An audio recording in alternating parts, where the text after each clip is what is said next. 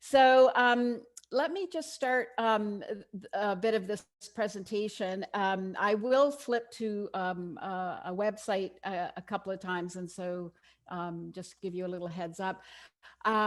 We've called our workshop Engaging Women on Climate Change. If you watch the chat and listen to Melanie earlier, you know that we might have some things to say about that maybe change that title a bit, but I'm going to come at it with you from a perspective of a journey. And I feel in particular, even though I've been at this a long time, that my story of late has been an accelerated journey toward a different approach to my climate activism. I want to talk about how much of the work we do, I feel, has generated limited pathways for participation because of its focus on policy and politics in particular. I want to talk about practice and the narrow definition we even have around practice. This idea of new pathways, democratizing participation in climate activism. And I think the values-based work is an opportunity to do that. Share with you the experiments we've been doing at the Conservation Council, and I hope elsewhere, and then of course have lots of time for a conversation. So just to give you a sense of my own story, as Meredith mentioned, I have been at this a long time, but what I've really come to realize, and I've had a few times where I've pulled out of this work from my personal walkabouts when I did my master's degree in environmental education and communications, and then I wasn't done with that. I had to go off and do the PhD and think even more about it. And part of what's happened even after that work and my learning there was I got sucked back into it again, and into the areas where I feel we continue to get drawn in and yet fail. And that would be around the idea that information alone will solve the problem. It's an essential contribution, essential ingredient in the recipe, but it is not enough. And secondly, that in terms of the work I do, and so many of us do, there's a technology optimism, a focus on, we can solve things through, just tweaking capitalism in some way, the logic of green modernization, which in the literature we call reform environmentalism. It's not a radical environmentalism. And that essentially we can invest and buy our way out of climate change. And so I feel those are failed strategies to some degree. And I think in particular leave women out of this conversation. And so, yes, there are, as Melanie rightly points out, many ways to look at the numbers to say that there are no differences. Where I think I see the biggest difference is that we actually exclude women from participating in the climate story because of the limited pathways that we have. This thinking and this research I've been doing that kind of led me to that thinking happened because women kept showing up in my data, and I couldn't what's going on here. Why are women showing up in my data, standing out? And the more I dug into it, the more I realized that actually it was because I wasn't even working with the story that I had learned and the work I had done around environmental ethics. And it led me to, again, rethink my activism. So I'm going to talk to you about my process of walking through the love door and increasingly working with art for social change. So there are gender differences. I just want to reinforce this point that we need to be careful about not falling into what Aristotle would tell us is an essentialism, or people argue, because of course he talked about the essence of things, and there's, we can tend to fall into that. But it is true that women have a higher sense of risk. They are more concerned about risk. They have a lower tolerance for risk. And women, importantly, are stronger on biocentric values. And when I say that, I want to be careful, because when we look at the data, we might have more women in that category, but it doesn't mean there aren't any men there. And when we find men and women with the same level of biocentric values, then these differences disappear. So we can be very inclusive on this, yet know that women have particular needs, particularly around the fact they feel less competent and have less information nutrition and that kind of thing.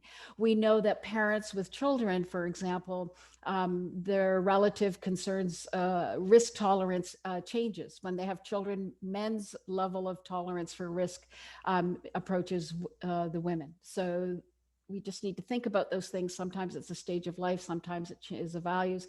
And I've shifted more from this gender thinking to more of a feminine care relational thinking. And it's like, I say to myself, how come this took me so long? My whole PhD was on this very topic. But I'm glad I came back to this circle.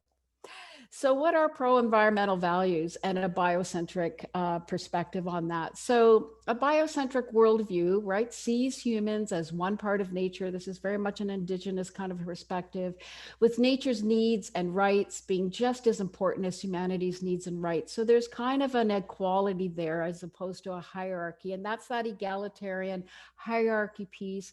Depending on where you are, you want to be careful about the politics around that. You could call it stewardship. I call it importantly a story of connection, of interrelatedness, of relationship. So seeing that human and nature relationship as interconnected, interdependent, is very common in a biocentric worldview. And when we're talking worldview, we're talking about how our values and beliefs kind of come together. So we know that where there's a stronger biocentric orientation, people have more motivation toward achieving environmental goals. So the question I keep coming back to is the work that we do on policy, and a lot of the things we do kind of jump to the middle of a story where, in fact, we probably should be working, some of us, on building this foundation of nurturing biocentric values. So when we do the work that we do, and where I have done a lot of focus groups with women, I can say pretty clearly, pretty confidently that generally speaking, outside of women like myself and like many of the women on this call, women tend to be less interested in policy, politics, and most certainly technology. Even in my own work, I can play the political game, but you know what? I really don't care about the technology. Just make it work. I have something else on my mind. And what we know is when we are talking about technology, electric cars, all of it, carbon prices, taxes, all of that stuff, that's who we're talking to men. I see it in my experimental work all the time. If we're talking more about harming the vulnerable, health, well-being, care, children, future generations, relationships, as we've talked about today, we're talking more to women. And that's very consistent with a biocentric worldview. On behaviors, though, I still do see some differences in research that we've done on citizenship type behaviors. Women are talking a bit more about it, or at least more willing to talk about it. They've voted more based on environmental concerns than men have. They have attended some meetings about it more, protested more, and attended a march. To the degree that they're going, there's, as we saw with future Fridays for the Future and so on, we see women are participating there. They sign more petitions, and they have been, at least in the data that I have in some of these surveys, contacting politicians more. They're more willing to avoid eating meat. Men, and I'm sure your Greenpeace experience, I know you've done research in this, that there's a masculinity associated with meat eating. And they are willing to buy products based on environmental reputation. And I actually think it's a starting point that if you're looking for ways to build from where women already do something, it's from their ethical consumption. So why is this the case? Well, I'm going to show you a complicated chart, just not to go through it, but to give you a sense of how much is going on here. Everything from how we're socialized is influencing those values. So if you can see these arrows, I'm just going to take you along very quickly. Our values are informing what we believe, our perceptions of risk, our ethics, the kinds of behaviors we're willing to do, and behaviors, as John was saying, falls into high and low cost, and goals about environment, not. Sometimes you do them every day, and sometimes you do them once in a while. So there's all sorts of things going on, and there's other determinations, the things going on that influence that. All I'm trying to show you here is we tend to jump right in the middle. We tend to jump right into, let's go after their beliefs and maybe get them to do a behavior. We forget there's all this other stuff going on. So I'm not suggesting we have to think about it all, but that we have to think about the fact that maybe there's some work over here on socialization and values that actually matters. And that we have a lot to offer through a particular simple idea, which is what's driving that process. You've got socialization and values, and those arrows, what's all that arrow stuff about? Well, the arrows are about your motivation. The stronger your identity is with biocentrism, the more connected you feel to nature, the more love you feel for nature, the more motivated you are. And this is just a simple little chart that shows that the more self-determined, you can think about it in terms you may have heard elsewhere, like agency or efficacy or internal and external locus of control. But basically, it's how self-determined are you?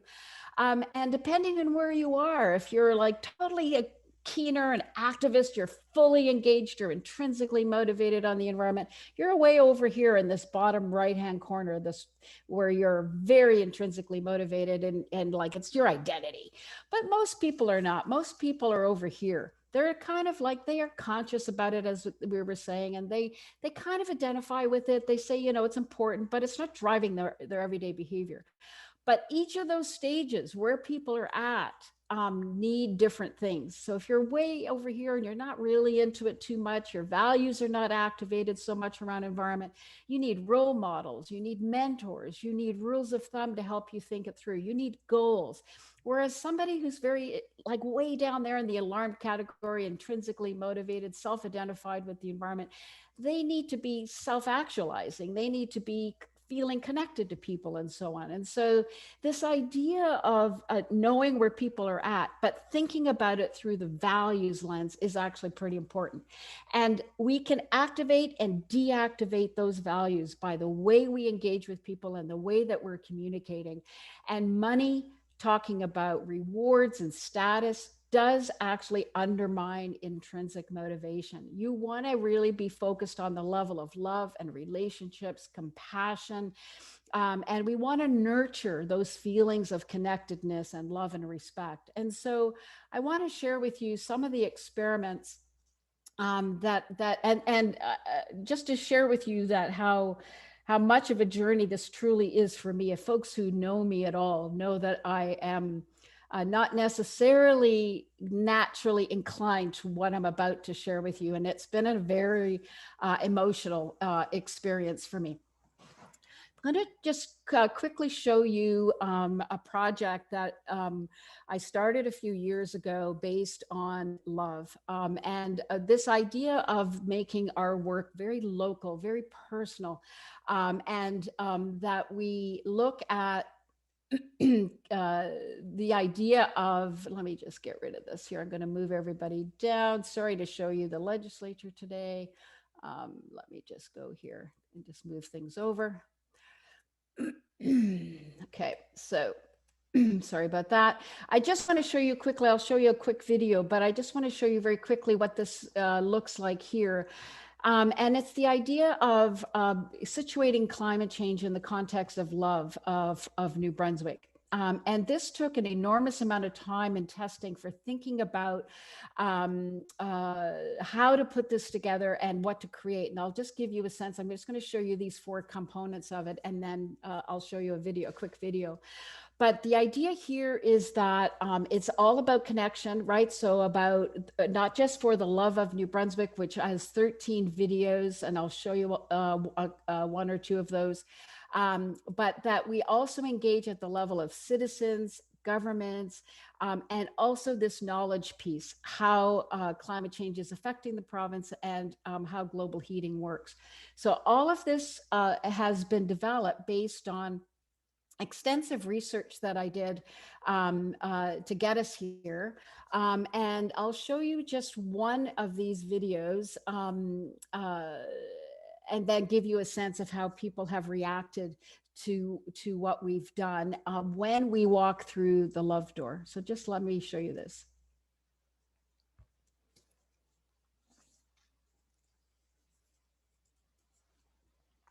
Let's give it a second, doesn't it?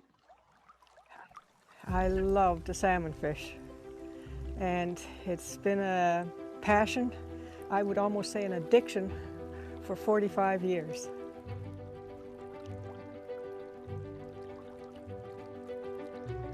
It's a release, it really is, from the worries of the world, so to speak. And I love being out in the outdoors, enjoying the beauty of nature. It's my paradise here and God's cathedral.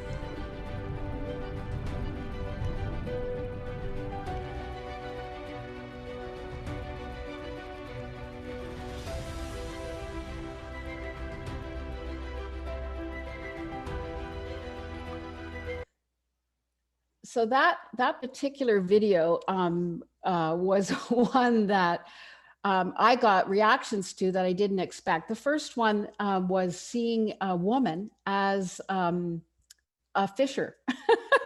And people are saying, I've never seen a woman profiled as in salmon fishing, and they were just so grateful that that was there. But this woman is just so wonderful in terms of her love for this natural experience of hers. And this is the idea that we connect first on love and our place, and then talk about climate change. The other aspect that's come up, and that is very much a part of, if you were digging through that website, is that the focus is on citizenship, not just lifestyle, but also with talking about it. And as we already know from others, that is a particularly important part. I don't put a lot of credence into social media numbers and so on, but just to give you a sense of for us, that these were very, very big numbers, and that the videos relating to food were particularly well received, as well as the solutions video, which had a very, very large viewing. But here you can see on the bottom as well, fiddleheads. I mean, there were some that we targeted to hunters and foragers and all sorts of things about New Brunswick. I want to not show you too many of these because of the time dimension, so I'll go through this, but there are videos obviously that relate to gardening and food, foraging, as I mentioned, and then there's the solution piece. The solution piece again shows people in their day-to-day lives actually doing something, but all around this collective idea, our part, that we are connecting and doing something, not for money, but for our part.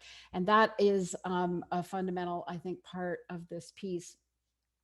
The other aspect is, John had talked about mental models, and I wanted to also mention it to you that it was very much a big part of what we did with the For the Love of work, was try to help build on the blanket metaphor and the bathtub metaphor. So John had talked about this, and it is the case that people don't understand, particularly women, that what's actually happening. And this idea of a blanket, adding, essentially trapping heat around the planet, actually has been tested for about 20 years now. It's extremely effective. Be confident in using it, and especially if you're trying to engage women, because they need to understand what the actual dynamic is, believe it or not, not to say too much about information being the driver, but if they don't understand the right mechanism, the mental model isn't right, then we don't know what the right solutions are. And that's what the bathtub metaphor is. And then I'll move quickly to the artwork. But the bathtub metaphor is really important because people don't understand, that there's this pollution aspect that's going into the air, and the atmosphere is filling up. And so there are solutions like, we got to turn the tap off, we got to widen the drain, and what they are. This particular metaphor is poorly done in the scientific community, in my opinion, and we spent a lot of time trying to work this out. It looks a little bit busy here, but when you're in the page, you'll see that it actually helps. So the question is, what happened in terms of some of this? And again, not to overdo it on the social media stats, but we did obviously here in terms of the numbers engage women somewhat more than men, but there's, I'd say that's pretty balanced in terms of age. You can see that it's a good distribution there relative to the next project, which took me to a whole other level of emotional engagement. And for folks who've done a lot of work with the art community before, engaging people on the artistic side.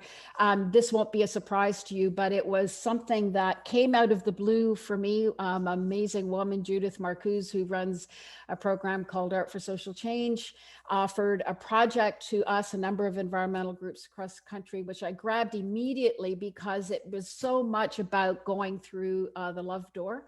And as a result of me just kind of saying, well, let's see what happens, I didn't do my normal like baseline work. And so there's a second phase I'll talk about that's coming. But it's been an incredibly emotional journey, not only in terms of the process, in terms of the people who participated, which I'll talk about quickly, but also because the work was so beautiful. And so I'm going to show you just very quickly, first of all, what I'm talking about while I describe. Let me just move this over. Describe this project. So this program, Art for Social Change, offered us a facilitator, an artist facilitator.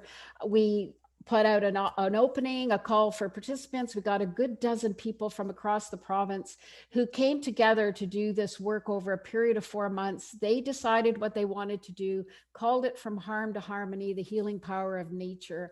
I can't show you so much of the videos and stuff, but I've got the link in the deck, which you will see and receive. But I want to show you some of the incredible work just quickly. What happened was we not only had incredible pieces produced, but we had an art show. There was a showing at the University of New Brunswick's Art Center. Each of the artists prepared videos that are incredible, incredibly powerful and beautiful. And the work, included children and the recent immigrants from Syria to the community. The dynamics, the places this went were really quite dramatic. And of course, it all came down to, back again to these biocentric values. But I want to show you just one particular moment that explained in a webinar that we did the power of this project. It'll just take a second and then I'll wrap up and we'll have, I hope, open conversation. So let me just play this if it works. The final conversation is with myself and Danielle Smith, who was part of our project with the Conservation Council. Since I didn't get to show you the video, and what I'm going to do while I'm explaining this story is to just show you a couple of things. So let me close this.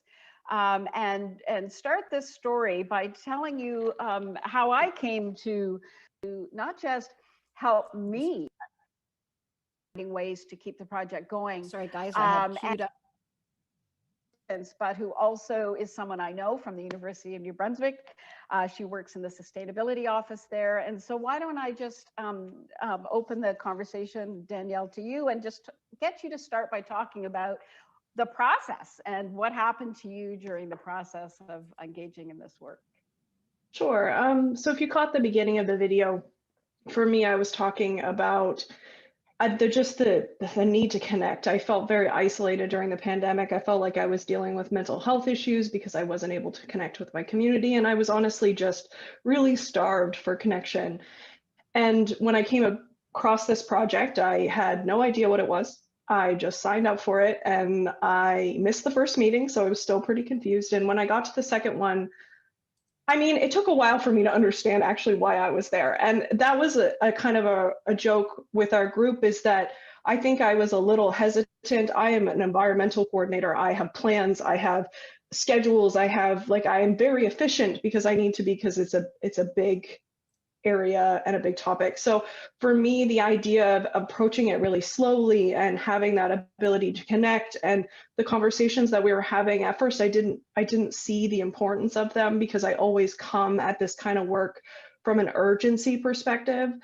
And for me, that was one of the biggest moments for me to be like, oh, wow, there's a way of engaging with climate change that isn't me fighting tooth and nail to get people to either change their behaviors or change their policies, or to just get them to understand the urgency of the problem.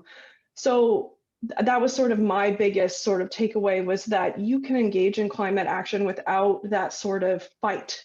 You can do it in a nice, calming, harmonious, like healing way, which I didn't honestly think was possible. So that too has been a big lesson for me. And so let me just share with you a couple of things and wrap this up.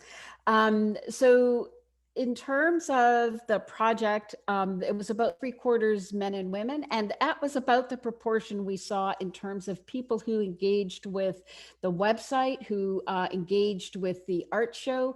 And what's interesting is, you know, the dynamic that Danielle was talking about around, you know, I always have felt with climate, you know, for 30 years, we're in a hurry, we're in a hurry, we're in a hurry. And we've kind of, I personally, I think, failed to do the slow work of building this nurturing kind of relationship. And so what's fascinating for me is, while we might count it up and say the numbers are small in terms of how many people participated, we know hundreds saw it on the website, we know another 100 or 2 went to the art show. You know, those people have all been changed by this process. And I just begin to feel that in the end, what work has been the most effective over time. And I actually think that my last 2 projects have been the most powerful, maybe outside of FCM, but been pretty powerful work. And so I've fought tooth and nail, just like Danielle said, on the climate side, to find some resources to keep this work going. We've now opened a second round to allow for 25 participants to come in to participate. We have different topic areas that people are beginning to build their art thinking around. It's going to be fantastic. I'm going to be doing my baseline evaluative research this time along with it, because I'm more prepared for it and I understand what potential power might be here. And the idea is, though, that I see this as important for creating a permanent pathway. And I've learned that it is about democratizing the options for engaging on climate change. It doesn't have to all be one way, and that people who are coming into it through this pathway never ever would have come in through policy or politics. That's not what they're there for. Yet they were there and fully present in activating and nurturing biocentric values. And through that process, dealing with their own ecological grief and their eco-anxiety. And I think if we're going to solve climate change, we've got to do more to heal not just others, but ourselves in terms of this work. The other aspect of it is, I hope to continue to open pathways. As I mentioned, the food related videos have been very powerful. When I did my focus groups and surveys of women, they asked for more engagement around food, and it happens to be something that I have a lot of passion about, so I'm glad for that. Getting more people to talk about climate change and to express their values. It's an assignment I give to my students, for example. They thank me for it, so I've learned a lot about that. And just being kind of a crusader for, you know, in our rush to do what we've got to do, we need to also be attentive to nurturing values. And so just a couple of slides to show you how this might come together in terms of that big complicated map I showed you, but also the self-determination idea. The fact is that depending on where you are, if you're like an alarmed, if you want to call it that, or you're highly identified with the environment, let's call you committed to nature, you're already living your biocentric values. That's a person you want to support in their practice. You want to recognize them, you want to nurture them, you want to help them and recognize their mastery, but you don't want to be dealing with them on money and things like that. You can actually make them less motivated. But for somebody who's not as committed, who's more of a passive supporter, you need to nurture their self-determination, help them build their confidence and competence, activate their feelings of connection and so on. And so I've built this kind of list of ways that we can do that. You know, a committed to nature person, they want to feel like they belong to a community. So you got to make that family feeling happen, right? You got to provide them opportunities to express their identity. Somebody who's a more passive supporter, you got to profile role models and people like them, exactly what John was saying. We got to highlight opportunities opportunities for them to see others doing things that we want everybody to do. But it's through that role modeling that is so much more important for that passive supporter. So let me just wrap this up, hand it over to Meredith, and just say that, you know, the idea of being on a journey, I think, is an important one for all of us. And it's an important one in terms of thinking about behavior change. The idea that we should engage in the idea of the feminine in terms of biocentric love, whatever the gender, is, I think, an important one. That we want to think about the fact that we can see from a lot of research now that connection to nature crosses political party lines. And so it's a way to get into this story in a way that we wouldn't normally do when we're thinking policy and politics. And if you want to learn more about this, I have a huge amount of respect for the work that's being done at the Common Cause Foundation in the UK. I've left the link there. And why don't I hand it over to Meredith with 3 questions that we are going to go through, and I am going to stop sharing the screen. How's that?